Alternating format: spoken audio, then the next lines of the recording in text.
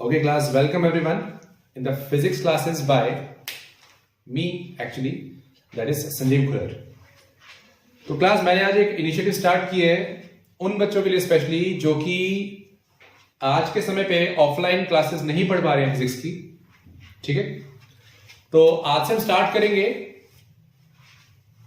Routine basis पे या weekly 4 times in a week basis पे कुछ ऐसे कंसेप्ट्स फिजिक्स के सीखना जो कि आपकी 11th और 12th क्लास की फिजिक्स को बूस्ट करेंगे।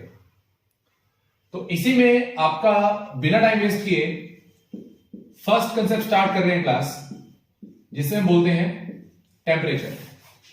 Today we will be majorly dealing with 2 concepts, one is temperature and second one is heat. तो टेम्परेचर क्या होता है उसकी बात कर रहे हैं। टेम्परेचर क्या होता है कि कोई बॉडी कितनी ज्यादा गर्म है या कितनी ज्यादा ठंडी है, that is the degree of hotness और कोल्डनेस ऑफ ए बॉडी। वो फिजिकल क्वांटिटी जो कि एक बॉडी की हॉटनेस और कोल्डनेस को मेजर करे उसको हम क्या बोलते हैं? उसको हम बोलते हैं टेम्परेचर। अब क्लास टेम्परेचर को डिफाइन करने का एक तरीका और भी होता है, दैट इज इन ज़रूरत law. Whenever I will come with the video of ज़रूरत लॉ, उसमें मैं आपको सिखाऊंगा कि टेम्परेचर की जो दूसरी डेफिनेशन है जो आती है ज़रूरत लॉ से। बट फिलहाल के लिए हमको समझने के लिए क्या चाहिए कि टेम्परेचर क्या है? It is the degree of hotness और कोल्डनेस ऑफ ए बॉडी। ठीक है, एक बात। दूसरी बात, टेम्परेचर जो है अगर मैं इसके SI यूनिट की बात करूं तो टेम्परेचर का जो SI यूनिट है वो क्या है? दैट इज केल्विन, जिसको हम सिंबल की भाषा में K बोल देंगे। और केल्विन के अलावा यूज होने वाला टेम्परेचर का जो एक और यूनिट है वो है डिग्री सेल्सियस। ठीक है, फर्दर जब हम टेम्परेचर की कन्वर्जन्स को सीखेंगे उस समय आपको बताया जाएगा कि टेम्परेचर के केल्विन और सेल्सियस के अलावा we have some more units like Fahrenheit, like Reaumur, जिनकी आपस में इंटर कन्वर्जन्स भी हमने सीखनी है 11th क्लास में।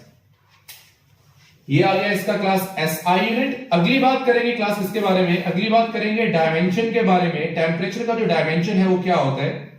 तो आपसे अगर मैं बात कर रहा हूं क्लास डायमेंशन की, तो सबको बता दूं जिस तरह हर एक फिजिकल क्वांटिटी का अपना एक यूनिट जरूरी होता है, उसी तरह हर एक फिजिकल क्वांटिटी में एक टर्म है उसको हम क्या बोलते हैं? डायमेंशन, वो भी जरूरी होता है। ठीक है, जिसमें मैं बात करता हूं जस्ट एक सिंपल कंसेप्ट देने के लिए आपको कि मास को सब बच्चे जानते हैं, मास का SI क्या होता है? kg। ये हर एक बच्चे को पता होता है। ठीक है, बट बहुतों ने आई थिंक चैप्टर 1 मिस किया होगा 11th क्लास में, तो उनको बता दूं कि जैसे SI है मास का क्या kg, वैसे ही हर एक फिजिकल क्वांटिटी का अपना एक डायमेंशन भी होता है जो हर एक बच्चे को 11th क्लास में आना चाहिए।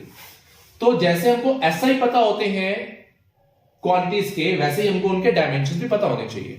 तो मास का जो डायमेंशन है उसको हम डिनोट करते हैं किससे? M से। ठीक है, सिमिलरली जो टेम्परेचर का डायमेंशन है जिसको आप हमेशा लिखते समय स्क्वायर ब्रैकेट्स में रखेंगे, वो क्या होता है? That is denoted by capital K। Dimension of temperature is capital K। तो ये बात हुई यहां पे किसकी? टेम्परेचर की। क्या होता है? पहली बात, एक बॉडी कितनी ज्यादा ठंडी है, कितनी ज्यादा गर्म है, बॉडी में कितनी ज्यादा या कितनी कम हीट है, किससे मेजर करेंगे हम? उसके टेम्परेचर से। दूसरी बात, उसका SI आपके सामने है, केल्विन है, सेल्सियस का एक और यूनिट है। ठीक है, इसके अलावा हमको और क्या पता होना चाहिए इसके बारे में कि जो इसके यूनिट्स हैं केल्विन सेल्सियस के अलावा there is a unit called as Fahrenheit, Reaumur, जिसकी इंटर कन्वर्जन हम अपकमिंग वीडियोस में देखेंगे। इसके अलावा SI के साथ साथ हमको डायमेंशन भी पढ़ने होते हैं। तो डायमेंशन क्या है टेम्परेचर का? It is K। केल्विन से क्या आ गया? Capital K। ठीक है, तो ये बात हुई यहां पे टेम्परेचर की खत्म। ठीक है, now we will start the second concept of today which is heat. ठीक है, टेम्परेचर के बाद हम क्लास अब किसकी बात करेंगे? हम यहां पे बात करेंगे हीट की, कि हीट क्या होती है।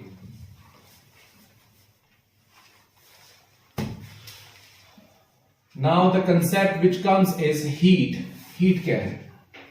सबसे पहले बात करें हीट की क्लास, तो हीट क्या है? हीट एक एनर्जी की फॉर्म है। Heat is a form of energy. ठीक है, हीट क्या है? एनर्जी की फॉर्म है। अब कौन सी एनर्जी की फॉर्म है? हीट वो एनर्जी की फॉर्म है जो कि फ्लो करती है हॉट बॉडीज से कोल्ड बॉडीज में, which flows from bodies at higher temperature to the bodies at low temperature.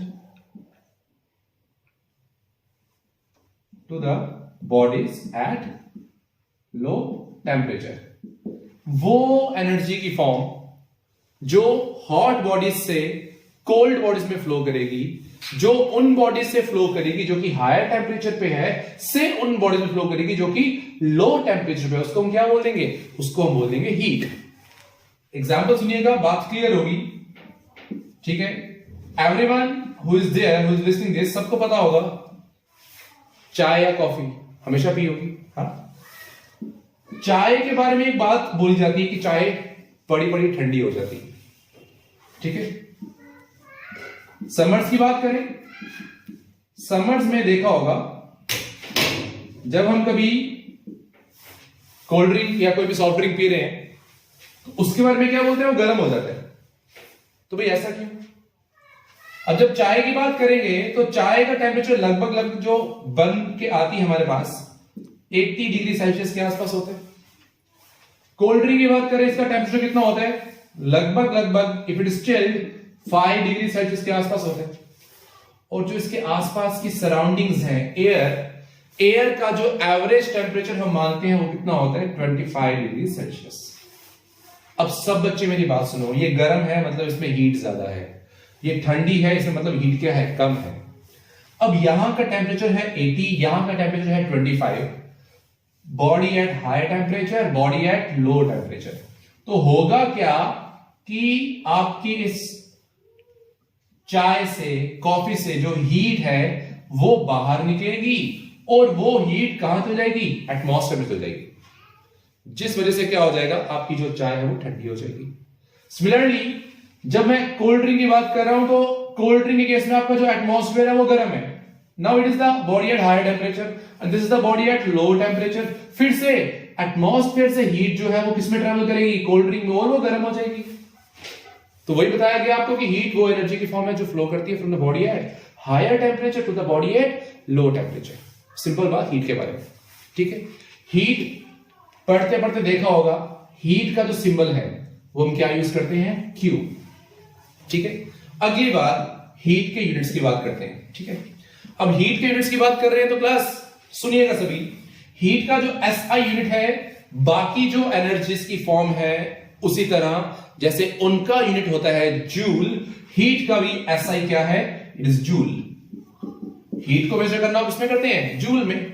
But इसके अलावा, जूल के अलावा हीट का एक बहुत फेमस यूनिट है जो हम न्यूमेरिकल्स में भी काफी बार देखेंगे, दैट इज कैलोरी। ठीक है, calorie is another unit of heat जो हमको पता होना चाहिए। Now the question is, heat को 1 कैलोरी कब बोलेंगे?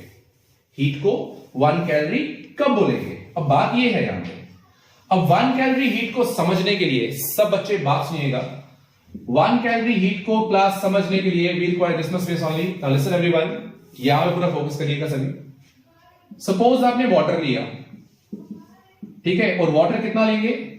वाटर लेंगे 1 ग्राम। कितना वाटर लेंगे? 1 ग्राम। और आप इस वाटर को हीट करना शुरू कर रहे हैं।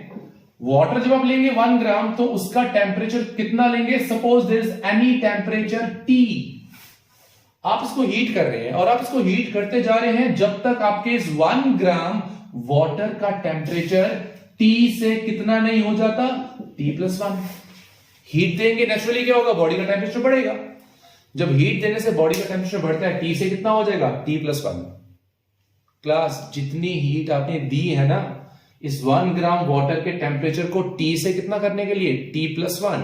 एग्जाम्पल 10 डिग्री से कितना करने के लिए? 11 डिग्री सेल्सियस। 20 से कितना करने के लिए? 21 डिग्री सेल्सियस। और you can say in kelvin also कि 20 केल्विन से कितना? 21 kelvin. The amount of heat required, that heat which is given to 1 gram of water to raise its temperature by 1 Kelvin or by 1 degree Celsius, that heat is called as क्या?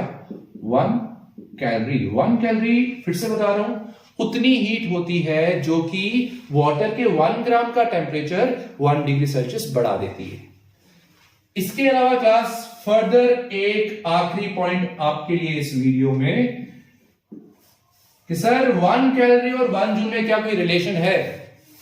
तो बच्चा there is a relation between 1 calorie and 1 joule. वो क्या है कि जो 1 calorie है आपका that is equal to 4.2 joules. ठीक है, तो यहां कंसेप्ट खत्म हुआ हमारा आज का regarding temperature as well as heat. आज के लिए इतना ही, बाकी मिलेंगे नेक्स्ट वीडियो में।